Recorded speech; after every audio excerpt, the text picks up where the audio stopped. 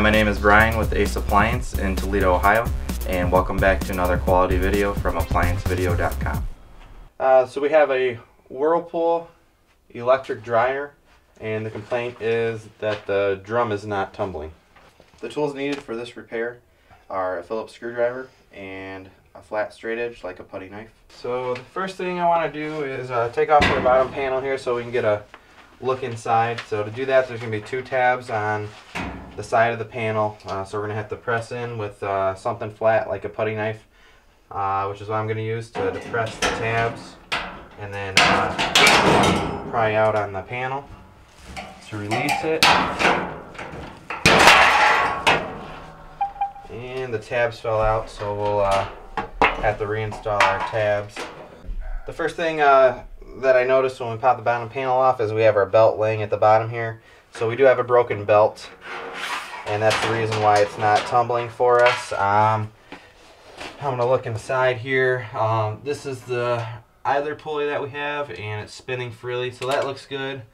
I'm going to spin our motor shaft to see if it spins freely, and inspect our rear drum supports there, and make sure that our drum is spinning and churning freely. So everything there looks good. So it just looks like we have a belt that got weak and broke, so we're going to be replacing the belt for this repair.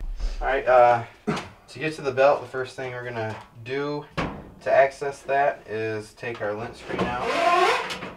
And there's going to be two Phillips screws here that we're going to remove. Alright,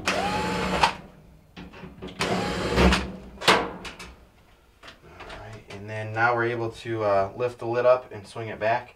There's going to be two tabs here in the front that you have to depress to be able to lift the lid up. So you can use your putty knife again to get in there.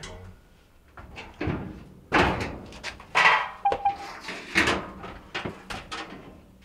we can lean the lid back.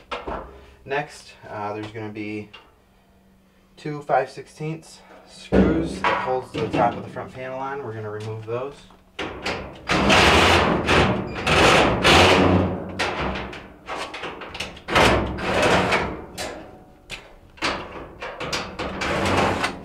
And there's going to be two. We don't have to take them all the way out. And also the springs for our doors, or the springs for our door are down here. We're going to need to remove the springs out of the holes of the cabinet. And now our front panel can be lifted off. We're going to lift straight up and out. Now our door switch is still going to be attached here. We got two wires that go to the door switch. We can swing the door out of the way, or you can take off the wires to the door switch to completely get it out of the way if needed. For this, we're just going to swing it out of the way here and leave it attached. Alright, next we can take our drum out, or put our belt on. I'm going to take the drum out to inspect everything, to get a better look at everything. To take the drum out, you can lift it off of the rear drum supports and remove it. These are our rear drum supports. You can make sure that they spin freely. They spin pretty good. There's our motor shaft, and our idler pulley, which is going to go, the tabs of the idler pulley are going to fit into the holes of the cabinet at the bottom here. And once the belt goes around this, the belt's going to go underneath the pulley here and then wrap around the motor shaft. So that'll stay in place once we get the belt wrapped around it. So now we can go ahead and get our belt on and our drum back in and reinstall everything. I'm going to go ahead and just put the drum back in place.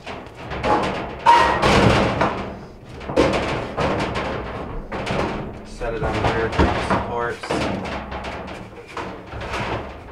Kind of rotate it around to get it to seat.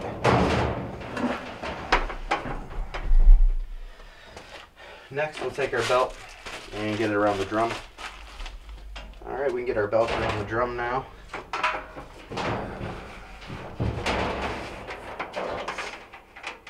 And the belt is going to have a ribbed side with grooves in it and a smooth side. We're going to put the rib side down so it's touching the drum.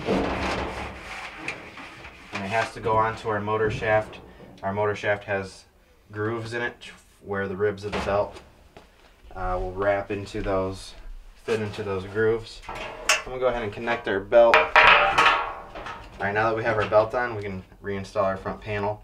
We're going to get the drum to sit around our housing here. This is going to ride on our felt seal. And those screws that we just left loose, we're going to reinstall into the tabs at the bottom of each side of our front panel. We'll go ahead and get that on there.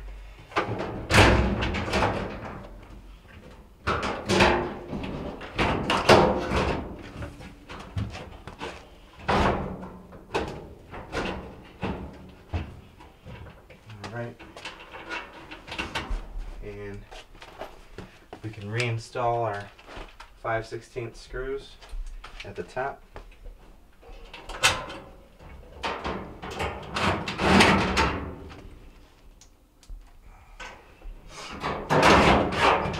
And tighten our ones up at the bottom.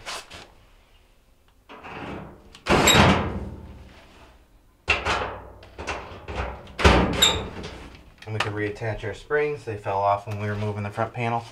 There's going to be 2 hooks on each side of the for the door hinge, so we're going to latch those on there, pull the spring down and put it through the hole of the cabinet. Do that on each side.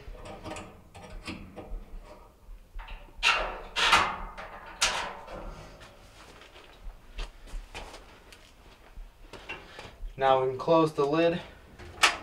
Just bring it down and push it down on each side until it snaps into place. We can reinstall our Phillips screws for the lint filter housing.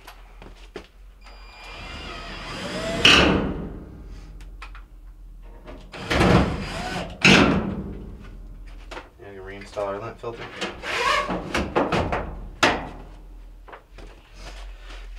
Alright, next we can reinstall our bottom panel.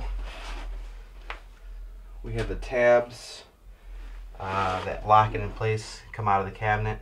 So we're just gonna, the 2 sides here, the 2 tabs are gonna go into the cabinet. We're gonna slide one side in first, squeeze it together, so we can get the other side in there.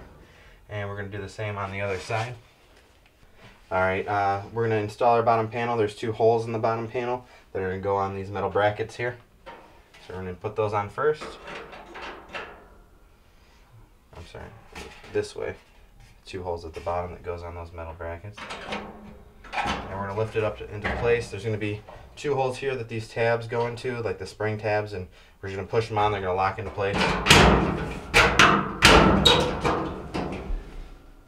And that completes our repair for the belt replacement on the Whirlpool dryer.